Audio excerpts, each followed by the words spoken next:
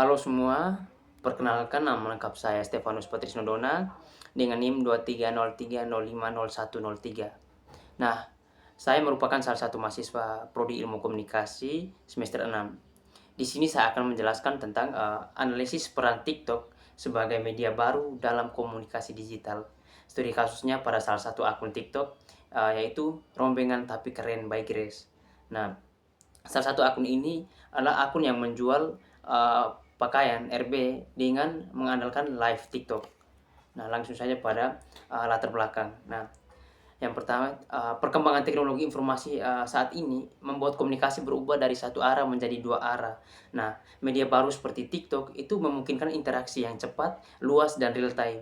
Nah, saat ini juga teman-teman, TikTok tidak hanya sebagai media hiburan atau film-film pendek, tetapi juga banyak orang memanfaatkan TikTok untuk berkomunikasi, edukasi, dan bisnis. Nah, dari bisnis ini, TikTok menyediakan fitur TikTok Shop.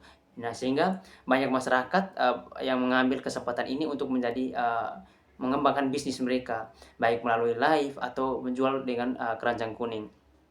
Teman-teman, yang berikut masuk pada rumusan masalah. Nah, rumusan masalah yang pertama itu bagaimana karakteristik TikTok itu sebagai media baru.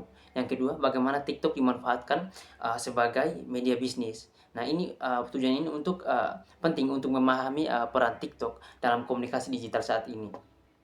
Yang berikut masuk pada tujuan penelitian.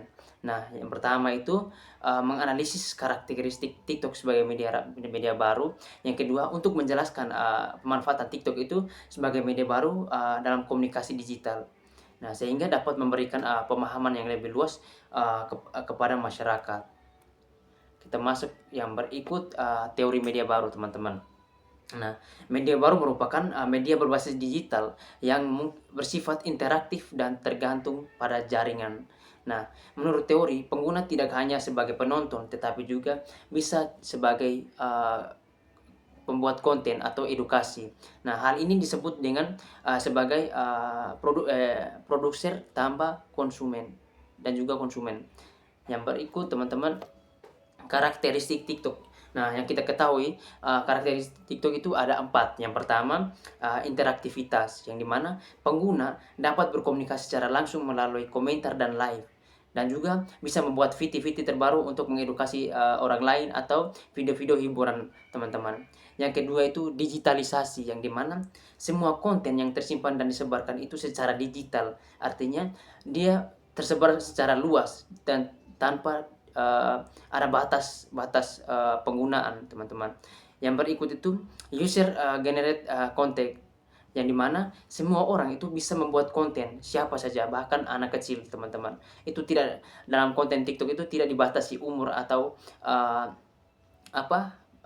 pekerjaan, teman-teman, tetapi secara luas semua orang bisa menggunakan TikTok untuk membuat konten atau edukasi. Yang berikut itu konvergensi, yang dimana satu platform untuk hiburan, satu platform seperti TikTok itu bisa digunakan untuk hiburan, komunikasi, dan bisnis. Kita lanjut pada yang berikut, metode penelitian, teman-teman. Nah, metode penelitian yang saya lakukan di sini adalah penelitian menggunakan pendekatan kualitatif, yang dimana data yang saya peroleh itu yang diperoleh itu melalui observasi langsung dengan menonton live TikTok dan wawancara sederhana dengan penjual. Nah, peneliti juga mengamati interaksi penjual dan pembeli secara langsung. Nah, data yang dianalisis itu dengan mengaitkan teori dan kondisi nyata yang terjadi saat live TikTok dan berjualan. Yang berikut hasil penelitian, teman-teman. Hasil penelitian yang didapat ya, TikTok itu digunakan sebagai media live selling oleh akun yang saya teliti, yaitu akun Rombengan Tapi Keren by Grace. Nah, penjual itu menampilkan produk secara langsung dan menjelaskan detailnya. Jadi teman-teman, di sini yang produk yang ditampilkan adalah pakaian berupa baju dan celana. Nah, yang berikutnya, audiens dapat bertanya langsung dan berinteraksi secara real time melalui kolom komentar, teman-teman. Jadi ketika audiensnya berkomentar, nah para penjualnya itu membaca dan mengikuti apa yang diinginkan oleh para netizen, teman-teman. Nah, hal ini membuat komunikasi menjadi lebih efektif dan menarik karena sebagai penjual dia menginginkan barangnya laku dengan cara melayani apa yang diinginkan oleh para netizen di kolom komentar, teman-teman. Yang berikut kita masuk pada pembahasan. Nah, komunikasi dalam TikTok itu bersifat dua arah, yang dimana penjual itu menggunakan komunikasi persuasif untuk menarik perhatian pembeli. Yang kedua itu khalayak berperan aktif, tidak hanya terlihat tetapi juga merespon. Nah, hal ini yang menunjukkan bahwa perubahan pola komunikasi di era digital saat ini. Yang berikut kita masuk pada kesimpulan.